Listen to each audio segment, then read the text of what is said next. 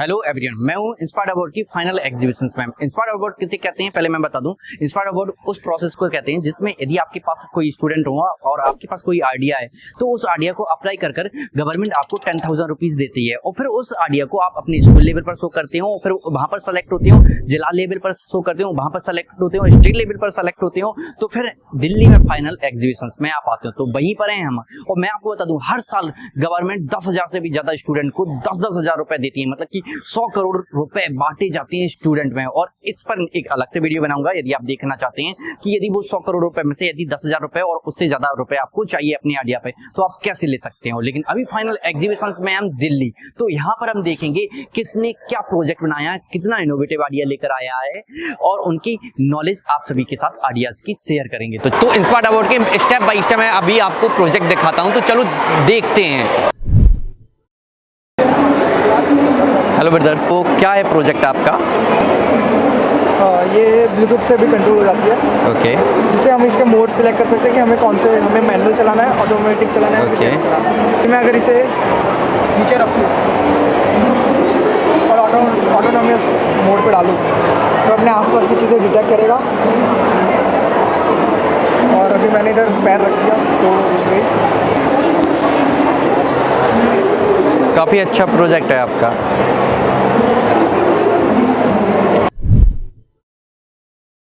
My daily routine, I used to go for an evening walk in my nearby locality park, and there I used to observe a group of deaf and dumb people and difficulty they face life. वैसे तो ये idea सुनकर आप समझ गए होंगे, लेकिन मैं आपको फिर से एक्सप्लेन कर देता हूँ। जब इस लड़के ने बताया ये ग्लव्स यदि कोई पहने हुए है और वो बोल नहीं सकता है तो वो जब भी अपने हाथों से इशारे करेगा तो स्पीकर वॉइस में कन्वर्ट कर देगा, मतलब कि गूंगे लोग भी बोल सकते हैं। तो ये आइडिया काफ़ी अमेजिंग लगा मुझे। यहाँ पर फिर कुछ बच्चे आए जिन्होंने मेरे साथ सेल्फी खिंचवाई क्योंकि वो हमारे सब्सक्राइबर थे।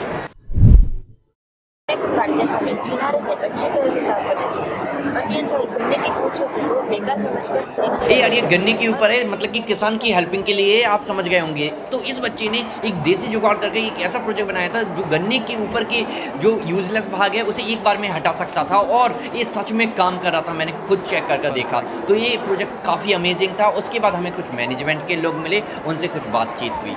मैं 2011 में इसी प्रगति मैदान में आया था और उसी एग्जीबिशन का जो इनॉग्रेशन हुआ था तो हमारे राष्ट्रपति जी APJ अब्दुल कलाम के हाथों से हुआ था और उसका स्पीच भी हमने ऐसा नज़दीक बैठ के सुना था। तो उन्होंने उसी वक्त कहा था कि ये जो स्कीम है बहुत ही अच्छा है और जो स्कूली बच्चे हैं उसको इनोवेशन को बाहर लाने के लिए ये प्लेटफॉर्म बहुत मतलब अच्छा है।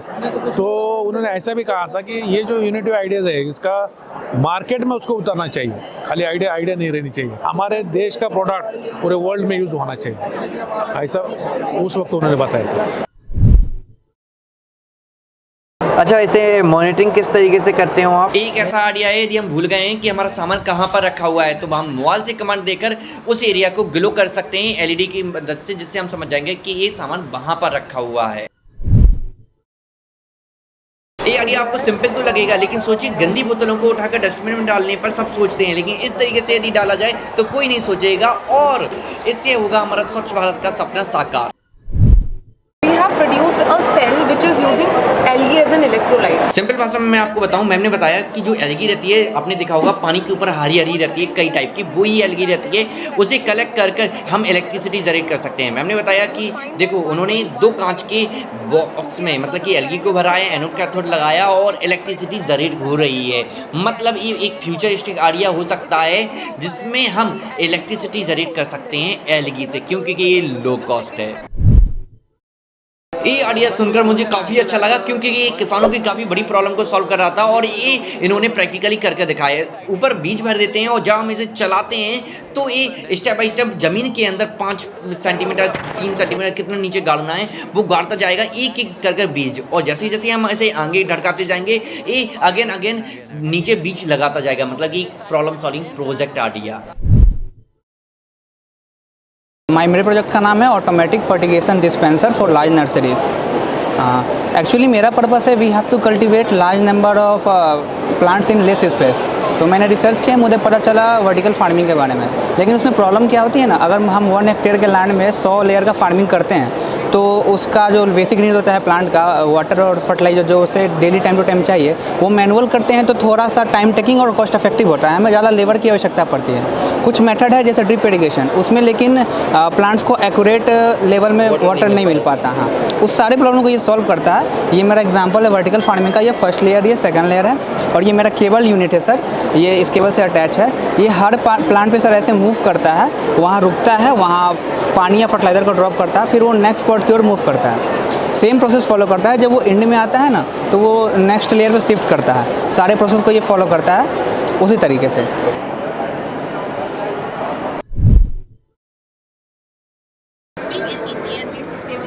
तो मैं आपको बता दूं, इस लड़की ने एक नहीं 2 प्रोजेक्ट आइडिया बनाए थे, वो भी स्टडी फोकस के लिए। ज़्यादातर हम जब पढ़ते हैं तो हमारी कानों में आवाज़ जाती है और हमारा फोकस नहीं हो पाता है। तो ये हेडफोन जब तक हम लगाए हैं तब तक बाहर से कोई भी नॉइज़ अंदर नहीं जा पाएगी, जिससे हमारा फोकस रहेगा 100%। और दूसरा था एंटी अलार्म सिस्टम, मतलब कि यदि हम पढ़ते समय ये चश्मा लगाए हुए हैं और हमारी आंखें बंद होती हैं तो हमारा चश्मा वाइब्रेट करने लगता है, इससे हमारा फोकस 100% रहता है स्टडी पर।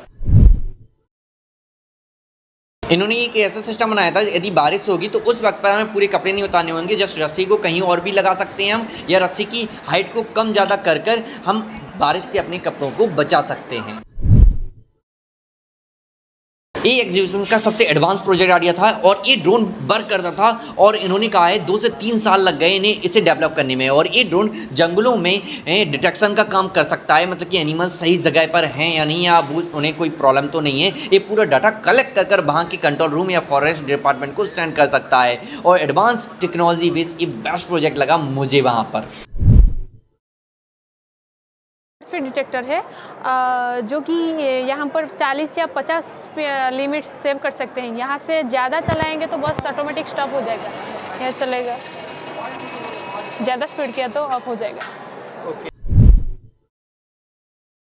इस लड़के ने कुछ इस प्रकार का प्रोजेक्ट बनाया है, यदि कोई किसान खेत में मतलब कि बीज बोने में असमर्थ है तो वो दूर बैठकर इस सिस्टम को कंट्रोल करके पूरे खेत में बुवाई कर सकता है, मतलब कि अपनी बीज रोपण कर सकता है।